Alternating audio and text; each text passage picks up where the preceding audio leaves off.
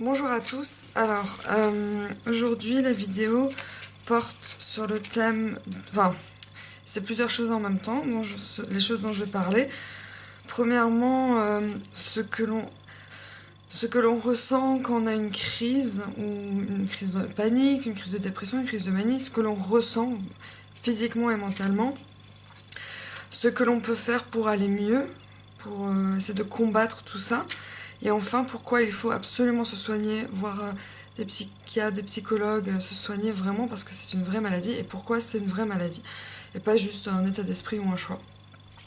Donc premièrement, ce que l'on ressent, donc par exemple en crise de panique ou en crise de dépression, par exemple la crise de panique, moi j'essaie d'expliquer à mes amis d'une manière simple pour qu'ils comprennent.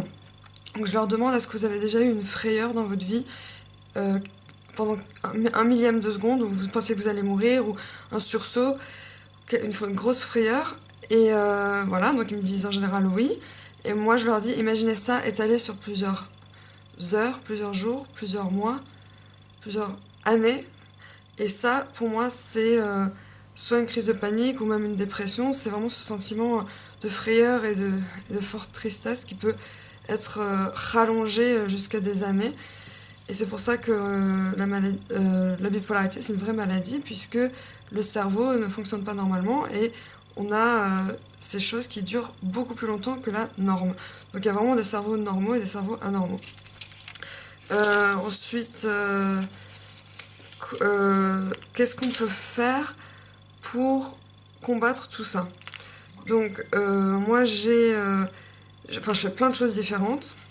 Donc je suis allée sur un site de rencontre amicale qui s'appelle OVS, donc On va sortir. Et ce site, c'est vraiment, vraiment miraculeux. J'avais perdu beaucoup d'amis à cause de la maladie, et aussi parce que je revenais d'Angleterre, donc j'avais plus personne dans ma vie. Et en allant sur ce site, on rencontre d'autres gens qui soit ont déménagé dans la ville où vous êtes, donc ils veulent rencontrer d'autres personnes, soit des personnes comme moi qui ont perdu plein d'amis ou qui ont déménagé. Enfin, voilà, pour plein de raisons, on rencontre des gens, c'est en soirée ou même des petites balades ou des jeux. Enfin, voilà. Et donc moi j'ai rencontré mes deux meilleurs amis sur ce site. Donc ça fait 1 an et demi qu'on se connaît. Et je les aime beaucoup, beaucoup, beaucoup. Les soirées linguistiques, bon ça c'est dans ma ville, c'est à Strasbourg. Alors je sais pas si ça existe dans votre ville, mais c'est juste des rencontres de gens qui parlent d'autres langues ou même juste pour sortir voir des gens. Donc ça c'est super important les soirées et de sortir voir des gens parce que avec la maladie on a tendance à s'enfermer sur nous-mêmes, se refermer sur nous-mêmes et rester chez soi, pas trop sortir et ça fait vraiment du bien de parler avec des gens, juste même parler, sortir, voir autre chose, au lieu d'être coincé, déjà qu'on est coincé dans notre tête, mais chez nous on est encore plus coincé, faut vraiment sortir quoi. Il y avait les groupes de parole, ça pareil à Strasbourg il y en a. Je sais qu'il n'y en a pas dans toutes les villes. Ça, c'est super. On rencontre des gens bipolaires comme nous, ou des personnes qui connaissent des bipolaires, ou des parents de bipolaires, ou des enfants de bipolaires. Et ça, c'est vraiment, vraiment génial.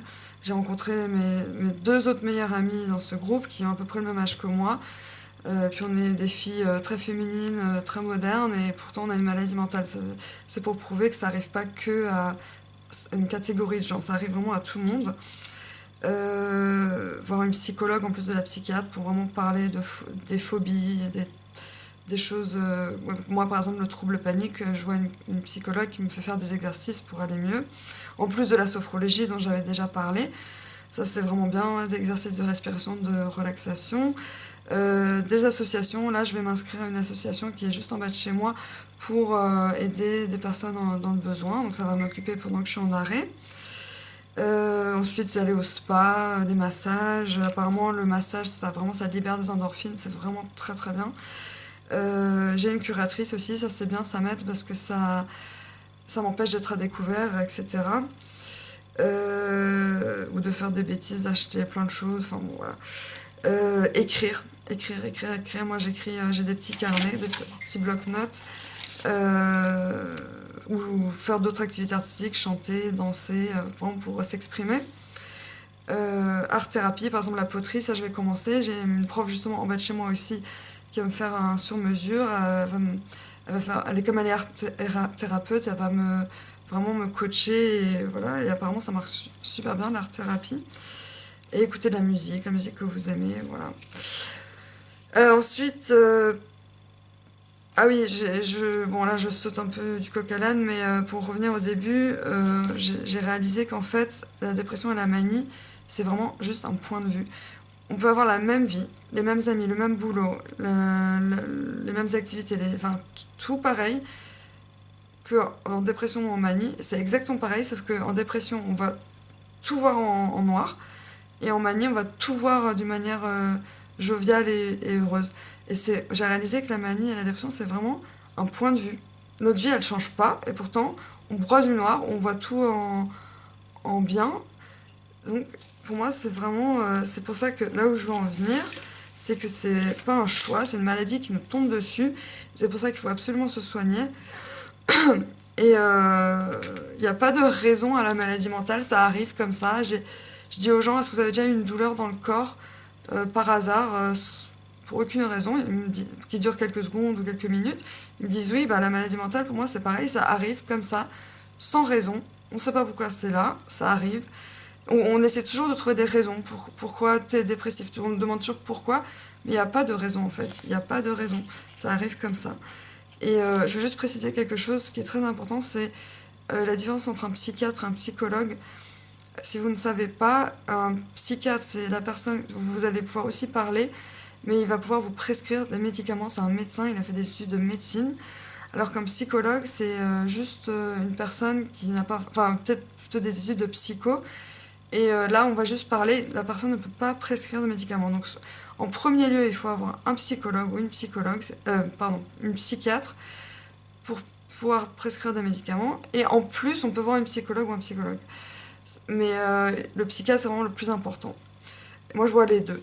Mais ça sera sur le court terme, la psychologue, puisque là, on travaille sur mon trouble panique pour essayer de trouver des solutions pour arrêter d'avoir des crises de panique. J'avais vu aussi pour ma timidité maladive, sauf que j'ai réalisé qu'avec le temps, là, je suis de moins en moins timide, donc ça, c'est pas mal. Donc voilà, et ce que je voulais aussi dire, c'est merci à tous pour vos messages. Au début, j'ai fait ces vidéos vraiment juste comme ça. Et merci beaucoup parce que ça me touche beaucoup. Donc voilà. Bonne année aussi. Enfin non, on n'a pas encore la nouvelle année, mais bon. Enfin en tout cas, bonne fête. Et voilà. Bisous.